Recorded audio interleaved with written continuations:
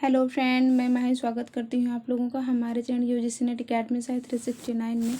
तो आज का जो हमारा टॉपिक है, हम टॉपिक वाइज एमसीक्यू कर रहे हैं। आज हम भक्ति काल के अंतर्गत सूफी काव्य को देखेंगे, जिसे कि प्रेमाश्रयी शाखा कहा जाता है। इसके पहले मैंने संत काव्य देखे और इसका जो नेक्स्ट टॉपिक होगा वो कृष्ण काव्य पे होगा। ठीक है, तो सबसे पहले यहाँ पे बात कर लेते हैं कि सूफी काव्य नाम किसने दिया और संत काव्य नाम किसने दिया है। तो ये दिया है डॉक्टर राम कुमार वर्मा ने। ठीक है, और प्रेमाश्रयी शाखा और ज्ञानाश्रयी किसने दिया है? रामचंद्र शुक्ल जी ने, आचार्य रामचंद्र शुक्ल ने। और मैंने यहाँ पे संत काव्य से कुछ क्वेश्चंस ऐसे मुझे इंपॉर्टेंट लगे फ्रेंड्स, जो कि मैंने उसमें पहले वाले वीडियो में जोड़ना चाहिए था, बट मैं उसमें नहीं जोड़ पाई थी। तो मैंने कुछ क्वेश्चन यहाँ पे लिए और बाकी सारा सूफी काव्य से ही ठीक है। ठीक है, तो देखते हैं यहाँ पे सबसे पहला क्वेश्चन जो हमारा आ जाता है, कबीर के संबंध में असत्य क्या है। यहाँ पे बताना है कि इन्होंने जो है वेदांत से ज्ञानवाद को ग्रहण किया, सूफी से प्रेमवाद और भावात्मक रहस्यवाद को ग्रहण किया, वैष्णव से साधनात्मक रहस्यवाद को ग्रहण किया, इस्लाम से एकेश्वरवाद को ग्रहण किया। तो इसमें से कौन सा है जो असत्य आ जाएगा? तो यहाँ पे आ जाएगा तीसरा नंबर, वैष्णव से इन्होंने साधनात्मक रहस्यवाद को ग्रहण नहीं किया, बल्कि वैष्णव से इन्होंने अहिंसा और प्रपत्तिवाद को ग्रहण किया है। और ये साधनात्मक रहस्यवाद और इसके साथ साथ एक हठ योग जो आ जाता है फ्रेंड्स, ये सिद्ध और नाथ से ग्रहण किया। तो यहाँ से मिलान करने के लिए भी क्वेश्चंस बने हैं कि कबीर ने जो ग्रहण किया है, जैसे कि यहाँ पे आपको दे देंगे कि वेदांत से, फिर यहाँ पे दे देंगे ज्ञानवाद, ठीक है, फिर यहाँ पे भावात्मक रहस्यवाद, फिर यहाँ पे दे देंगे सूफी से। तो मतलब इस तरह के मतलब लाइनिंग दे देंगे, फिर ABCD करके वहाँ पे मिलान के लिए भी बन जाएगा। इसलिए यहाँ से ये सारे इंपॉर्टेंट है, देख लीजिएगा। असत्य कथन को यहाँ पे चुनना है, बताना है कि श्याम सुंदर दास ने कबीर ग्रंथावली का संपादन किया है, हरिओद जी ने जो है वो कबीर वचनावली का संपादन किया है, और फिर यहाँ पे जो है कबीर का सबसे पुराना साक्ष्य जो है गुरु ग्रंथ साहिब में मिलता है। श्याम सुंदर दास ने रहस्यवादी कवियों में कबीर को स्थान नहीं दिया है। तो कौन सा यहाँ पे सही होगा ये बताना है। तो यहाँ पे चौथा नंबर जो हो जाएगा हमारा कि इन्होंने यहाँ पे स्थान नहीं होगा, बल्कि श्याम सुंदर दास जी ने जो है कबीर को प्रथम स्थान दिया है। ठीक है, रहस्यवाद में। कल जो मैंने कोटेशन करवाया था क्वेश्चन आंसर संत काव्य धारा में, वहाँ पे एक कथन भी थे जिसके माध्यम से हम जो समझ सकते हैं कि श्याम सुंदर दास ने उसमें प्रथम रहस्यवादी कवि के रूप में कबीर को माना है। नेक्स्ट हमारा क्वेश्चन है कि कबीर में ज्ञान मार्ग की जहाँ तक बातें हैं वे सब हिंदू शास्त्रों की है, जिनका संचय उन्होंने रामानंद जी के उपदेश से किया। कथन किसका? आचार्य रामचंद्र शुक्ल, राम कुमार वर्मा, हजारी प्रसाद द्विवेदी और फिर बच्चन सिंह। तो ये कथन किसका आ जाएगा? तो ये आ जाएगा आचार्य रामचंद्र शुक्ल का कथन। और ये भक्ति काल के जो प्रकरण है, प्रकरण 2 से, ये निर्गुण ज्ञानाश्रयी शाखा से नहीं सॉरी फ्रेंड, निर्गुण ज्ञानाश्रयी शाखा से प्रकरण 2 से लिए गए। ठीक है, तो यहाँ पे ये इंपॉर्टेंट हो जाता है। इनका प्रकरण भी देख लीजिएगा फ्रेंड्स कि इन्होंने कितने प्रकरण में से आदि काल को बांटा है, भक्ति काल को बांटा, क्योंकि यहाँ से मे भी क्वेश्चन बने और बन भी सकते हैं। अगला हम देखेंगे यहाँ पे चौथा नंबर जो है हमारा, इनकी रचना काव्य पद्धति के अनुसार होने के कारण संतों की रचना से भिन्न दिखाई पड़ती है। संत तो थे ही पर कवि भी थे। तो ये कथन कहा जा रहा है, कथन किसका है यहाँ पे पहले ये बताना चाहिए। रामचंद्र शुक्ल, हजारी प्रसाद द्विवेदी, बच्चन सिंह और फिर राम कुमार वर्मा। तो ये कथन किसका है? चौथा नंबर का जो हमारा आंसर आ जाएगा आचार्य रामचंद्र शुक्ल का कथन। ये किसके बारे में कहा जा रहा है? तो ये कहा जा रहा है श्याम सुंदर दास के बारे में। सबसे शिक्षित पढ़े लिखे संत इन्हीं को माना जाता है ना, उन्हीं के बारे में ये बोला जा रहा है। अगला देखेंगे, यहाँ से हमारा सूफी काव्य के क्वेश्चन आ जाते हैं। वहाँ पे 3-4 कुछ इंपॉर्टेंट थे, इसीलिए मैंने इसमें ले लिए थे। पांचवा नंबर जो क्वेश्चन है कि सूफियों के अनुसार यह सारा जगत एक ऐसा रहस्यमय प्रेम सूत्र में बंधा है जिसका आलंबन करके जीव उस प्रेम मूर्ति तक पहुंचने का मार्ग पा सकता है। यह कथन किसका है?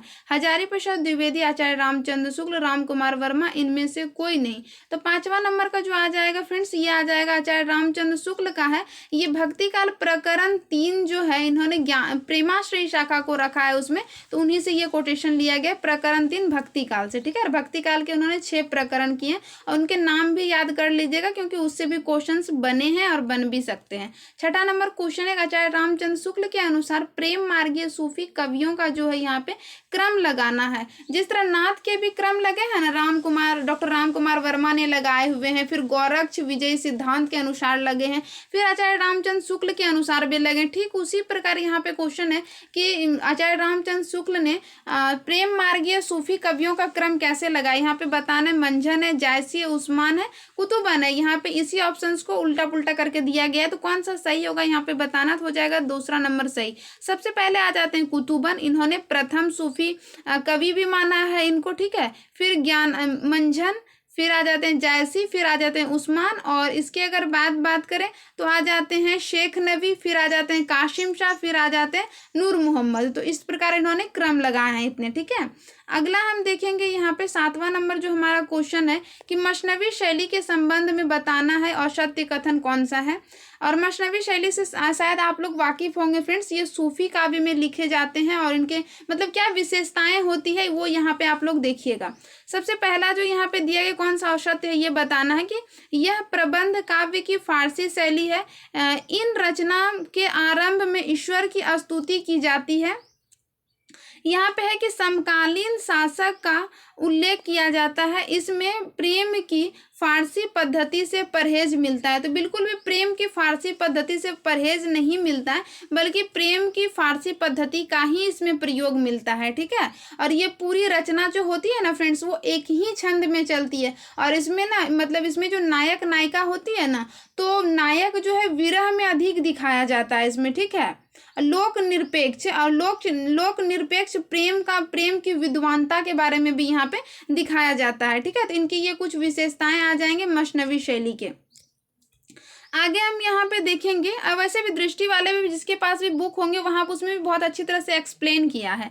देखेंगे यहाँ पे 8 नंबर क्वेश्चन है हमारा कि इनकी रचना बहुत निम्न कोटि की है। इन्होंने जगह जगह की पदावली तक ली है, पर ये पड़ोर नहीं है। ये आचार्य रामचंद्र शुक्ल ने किस सूफी के लिए कहा है। सॉरी फ्रेंड्स, यहाँ पे थोड़ा क्वेश्चन मिस्टेक हो गया टाइपिंग में। यहाँ पे दिया है कि इनकी रचना बहुत निम्न कोटि की है। इन्होंने जगह जगह पर जायसी होगा, यहाँ पे जायसी यहाँ पे थोड़ा सा इंक्लूड कर लीजिएगा।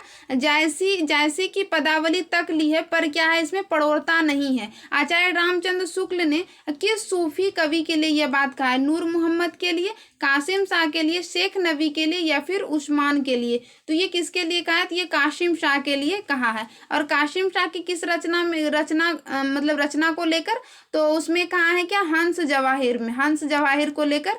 और आप लोग को पता होगा कि शेख नबी जी का जो है वो ज्ञानदीप है और उस्मान का जो है वो है चित्रावली है, ठीक है। तो ये कुछ इंपॉर्टेंट आ जाते हैं। फिर यहाँ पे दिए हैं सूफी शब्द की व्युत्पत्ति से मिलान करना है कि सोफिया का अर्थ क्या होता है, सूफा का अर्थ क्या होता है, सफ़ा का अर्थ क्या होता है, सूफ का अर्थ क्या होता है। तो यहाँ पे बताना है, इसमें से यहाँ पे कोडिंग दिए हुए हैं, इसका से कौन सा सही होगा आप लोग यहाँ पे आई होप आप लोगों को क्लियरली दिखेंगे। यहाँ पे इसका से कौन सा सही हो जाएगा, तो यहाँ पे ए हमारा जो है सही हो जाएगा। और इसमें से कैसे मिलान होगा देखते हैं।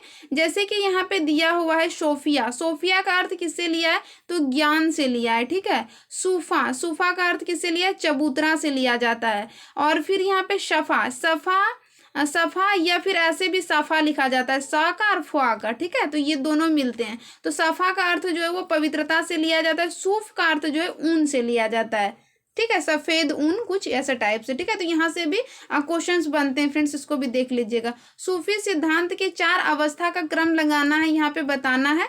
फिर ये पहले यहाँ पे आ जाते हैं हकीकत, मारिफत, तरीकत, शरीयत। तो यहाँ पे इन्हीं ऑप्शनों को दिया गया है। इसमें से कौन सा सही होगा, दूसरा नंबर। पहले आ जाएगा शरीयत, फिर आ जाएगा तरीकत, फिर हकीकत, फिर मारिफत। तो इसमें से इसका क्या क्या अर्थ होता है मैं थोड़ा सा यहाँ बताने की कोशिश करूँ कि ये मतलब कि आत्मा जो है वो परमात्मा से मिलन का जो ये मतलब हम बोल सकते हैं ना कि ये मार्ग जो रास्ता होता है यहाँ परमात्मा तक पहुँचने के लिए, तो उनको किस किस अवस्था से यहाँ गुजरना पड़ता है परमात्मा तक पहुँचने के लिए। तो सबसे पहले वो शरीयत में आते हैं। शरीयत के अंतर्गत क्या आता है, धर्म ग्रंथों की विधि आ जाती है कुछ, ठीक है। उसके बाद क्या आता है, तरीकत आता है। तरीकत के अंतर्गत क्या होता है ना कि हृदय को शुद्ध करना होता है। फिर हकीकत, हकीकत मतलब क्या होता है ना कि जो आत्मा होती है ना उनको सत्य का बोध होता है। और फिर यहाँ पे मारिफत जो है, यहाँ पे क्या होता है ना कि आत्मा और परमात्मा का यहाँ आके मिलन हो जाता है। ये सारे जो है ये रास्ते में चलते चलते उस पड़ाव को लेकर, और यहाँ पे जो मारिफत होता है यहाँ पे वो आत्मा परमात्मा से मिलन हो जाता है। इसे हम क्या बोलते हैं, सिद्ध अवस्था भी बोलते हैं, किसको, आत्मा परमात्मा के मिलन को। तो इनका यहाँ पे ये हमारा सही हो जाएगा। ठीक है, अगला हम देखेंगे यहाँ पे 11 नंबर क्वेश्चन है, सूफी संप्रदाय में असंगत है क्या, यहाँ पे ये बताना है।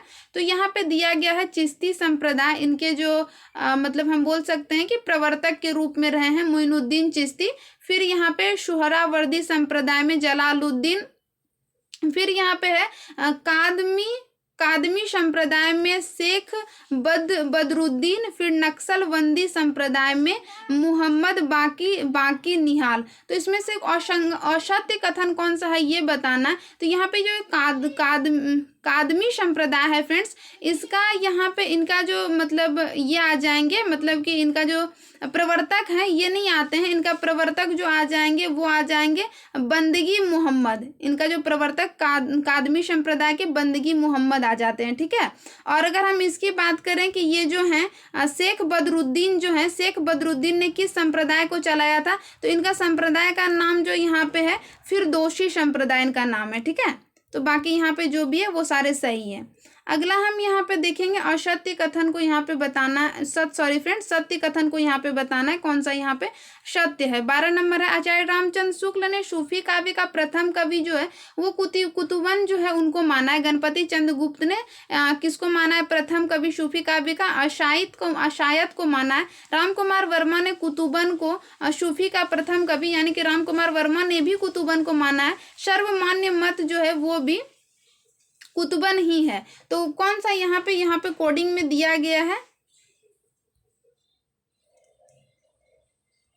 12 नंबर, सॉरी फ्रेंड यहाँ पे शायद कोडिंग में नहीं दिया गया। तो फिर यहाँ पे आ जाएगा असत्य कथन कौन सा है ये बताना। तो इसका जो असत्य आ जाएगा यहाँ पे आ जाएगा क्या, राम कुमार वर्मा ने कुतुबन को नहीं माना है, बल्कि इन्होंने किसको माना है, मुल्ला दाऊद, जिनके मुल्ला दाऊद की जो रचना है चंदायन, उनके अनुसार कुतुबन को ना मानकर इन्होंने मुल्ला दाऊद को माना है। ठीक है, और यहाँ पे बात करेंगे कि कुतुबन की जो रचना है यहाँ पे मृगावती आ जाती है, और आशायत की जो रचना आ जाती है वो आ जाती है क्या, हंसावली आ जाती है। और राम कुमार वर्मा ने कुतुबन को ना मानकर किसको माना है, मुल्ला दाऊद को माना है, और मुल्ला दाऊद की जो रचना आ जाती है इसमें तो चंदायन आ जाती है। ठीक है, तो यहाँ पे कुछ ये इंपॉर्टेंट हो जाएगा। और यहाँ पे आप लोग कर लीजिएगा क्या, असत्य कथन, क्योंकि मैंने यहाँ पे कोडिंग में बनाया था, बाकी ये क्वेश्चन बनाते हुए शायद मैंने यहाँ पे कोडिंग देना भूल गया। ठीक है, आगे हम यहाँ पे देखेंगे असत्य कथन को यहाँ पे चुनना है, कौन सा जो है असत्य है।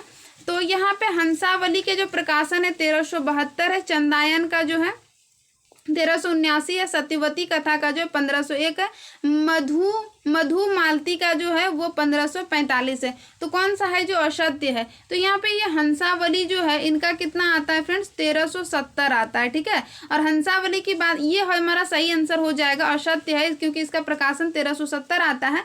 और आशायत जो है वो आशायत जो है वो राजस्थानी में लिखा गया है, हंसावली आशायत की रचना है ये। और इनके जो प्रमुख हम बोलेंगे कि पात्र में जो आ जाते हैं राजकुमार और हंसावली आ जाते हैं। और चंदायन की बात करेंगे तो 1379 में आ जाता है, और 1379 इनके जो मतलब रचनाकार जो आ जाते हैं वो मुल्ला दाऊद जी आ जाते हैं, और ये अवधि में लिखा गया है। और इनके जो प्रमुख पात्र के रूप में आ जाएंगे वो लोरिक देव और चंदा आ जाते हैं। और सत्यवती कथा जो है वो किसका है, ईश्वर चंद का है, ईश्वर दास का है।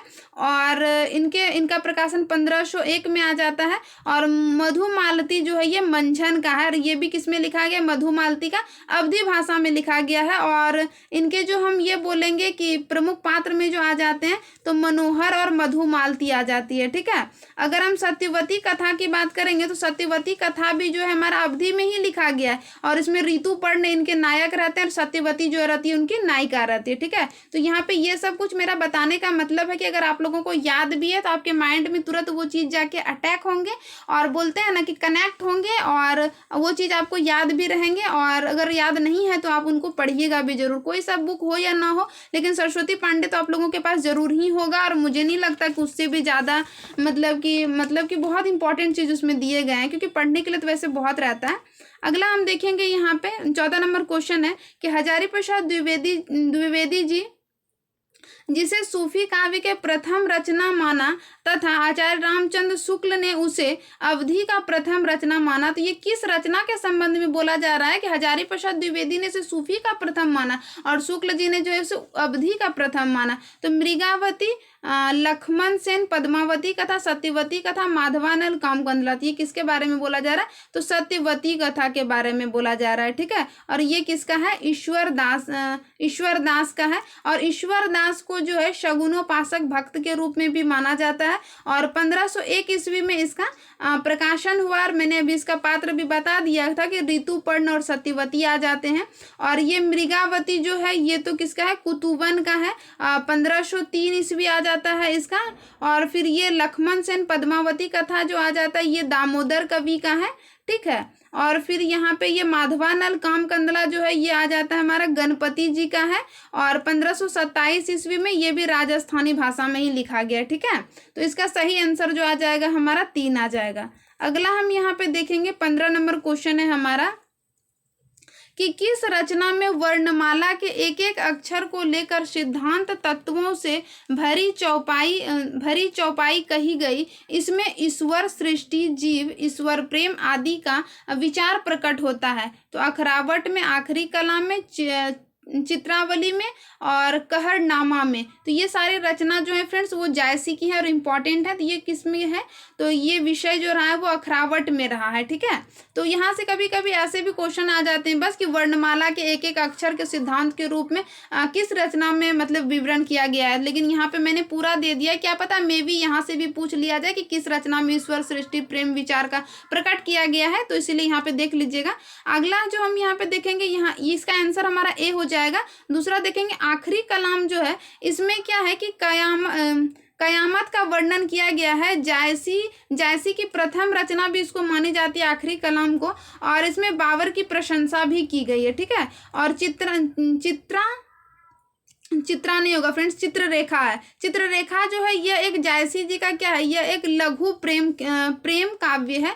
फिर यहाँ पे कहरनामा की बात करेंगे तो कहरनामा जो है आध्यात्मिक विवाह का यहाँ पे वर्णन किया गया है और कहरवा शैली में भी लिखा गया है। और इनकी एक और रचना जो आती है जिसका नाम आ जाता है क्या?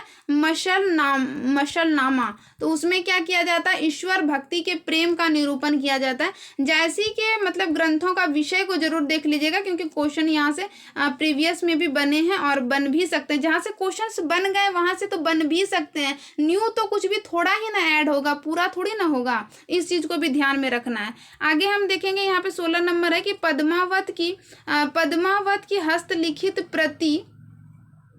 हस्तलिखित प्रतियों में फारसी अक्षरों का प्रयोग मिलता है। किसका कथन? हजारी प्रसाद द्विवेदी, आचार्य रामचंद्र शुक्ल, राम कुमार वर्मा और यहाँ पे आ जाते हैं हमारे बच्चन सिंह। तो ये कथन किसका आ जाता है? तो आचार्य रामचंद्र शुक्ल का आ जाता है। पद्मावती की बात करेंगे तो ये किसकी रचना है? जायसी की रचना। ये तो सबको पता होगा और इनका प्रकाशन भी पता होगा कि 1540 आ जाता है। और इसमें कुछ कितने हैं? 57 सर्ग हम बोल सकते हैं, इसमें खंड बोल सकते हैं। खंडों में मतलब सर्ग को यहाँ पे खंड का नाम दिया गया है, खंड के रूप में इनको मतलब बताया गया है। और इसका जो है इनके कथनांक को जो है पद्मावत के कथनांक को 2 भागों में बांटा जाता है। जैसे कि एक भाग हमारा आ जाता है पूर्वार्ध, एक भाग जो आ जाता है हमारा उत्तरार्ध आ जाता है, ठीक है। तो पूर्वार्ध में जो है रत्नावली और रत्नसेन और पद्मावती के जो है विवाह का वर्णन किया जाता है। तो कुछ इसको मतलब कि पूर्वार्ध को मानते हैं कि कल्पित है और उत्तरार्ध जो है वो ऐतिहासिक में आ जाते हैं। आचार्य रामचंद्र शुक्ल इस तरह मानते हैं इसको, ठीक है। तो पद्मावत के बारे में भी जरूर देख लीजिएगा आप लोग, ठीक है। अगला हम यहाँ पे देखेंगे 17 नंबर जो हमारा क्वेश्चन है कि पद्मावत को किसने अपने ढंग की अकेली ट्रेजिक कृति कहा है? तो यहाँ पे किसने कहा है? आचार्य रामचंद्र शुक्ल ने, डॉक्टर बच्चन ने, डॉक्टर नागेंद्र ने, विजय देव नारायण शाही ने। तो ये कथन किसका आ जाता है? विजय देव नारायण शाही का आ जाता है, ठीक है। अगला हम यहाँ पे क्वेश्चन देखेंगे 18 नंबर क्वेश्चन, हमारा लास्ट क्वेश्चन होगा कि शुक्ल जी का यह कथन कि रत्नशयन पद्मावती आत्मा परमात्मा का प्रतीक है आज भी हमारे लिए वेद वाक्य है, ये किसने कहा? आचार्य रामचंद्र शुक्ल ने, क्योंकि ये तो शुक्ल जी के बारे में ही कहा जा रहा है, तो यहाँ पे शुक्ल जी तो होगा नहीं। यहाँ पे डॉक्टर नागेंद्र, बच्चन सिंह, इनमें से कोई नहीं। तो यहाँ पे दो ऑप्शन है, आप लोग को बताना ये कथन किसका आ जाएगा? डॉक्टर नागेंद्र का आ जाएगा। ठीक है, अगर हम यहाँ थोड़ा सा बात करेंगे तो आचार्य रामचंद्र शुक्ल जी ने और क्या कहा है पद्मावती के बारे में, कि ये जो है प्रेम के पीर की व्यंजना इन्होंने बड़ी ही मार्मिकता ढंग से की है। किसमें? पद्मावत में। किसने? जायसी जी के बारे में बोला है इन्होंने। फिर जो इनका आ जाता है हमारा डॉक्टर बच्चन सिंह, जो कहते हैं इसमें कि पद्मावत जायसी का ही श्रेष्ठ ग्रंथ नहीं बल्कि समूची हिंदी काव्य जो है, समूचे हिंदी काव्य परंपरा का एक अतुल्य रत्न है। तो अब जब भी पद्मावत के रत्न के बारे में बात किया जाएगा उनकी रचना को लेकर, तो वहां पे आ जाएंगे बच्चन सिंह। ठीक है, तो मैंने यहाँ पे कुछ क्वेश्चंस, मतलब 18 क्वेश्चंस ही थे फ्रेंड्स, और मैं कोशिश करती हूँ कि चारों ऑप्शन को अच्छे से एक्सप्लेन करूँ। और नेक्स्ट जो हमारा टॉपिक रहेगा वो रहेगा कृष्ण काव्य पे। तो मिलते हैं किसी नेक्स्ट टॉपिक के साथ। आई होप ये वीडियो आप लोग को एग्जाम के लिए यूजफुल रहेंगे। आप लोग को पता चलेगा कि आप लोग कितना डीपली पढ़ रहे हैं या फिर कितनी डीपली और पढ़ना है। और बोलते हैं ना कि सफलता का बस एक ही सूत्र होता है कि मेहनत, पढ़ाई पढ़ाई पढ़ाई। तो इसी तरह आप लोग पढ़ाई करते रहिए, और मेरे साथ जुड़ने के लिए आप लोगों का बोलते हैं ना दिल से थैंक यू सो मच। तो मिलते हैं किसी नेक्स्ट वीडियो में, तब तक के लिए थैंक यू।